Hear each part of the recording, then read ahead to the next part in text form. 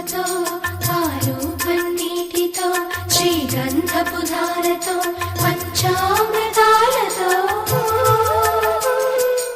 అంగాంగం తడుపుతూ దోషాలను కడుగుతూ గంగోత్రికి జరుపుతున్న అభ్యంగన స్నానం. అమ్మా గంగమ్మ, కృష్ణమ్మకు చెప్పమ్మా కష్టం కలిగించొద్దని. యమునకు చెప్పమ్మా సాయమునకు వెనకాడొద్దని. గోదారికి కావేరికి ఏటికి సెలయేటికి కురిసేటి జడివానకి దూకే జలపాతానికి నీతో బుట్టులందరికీ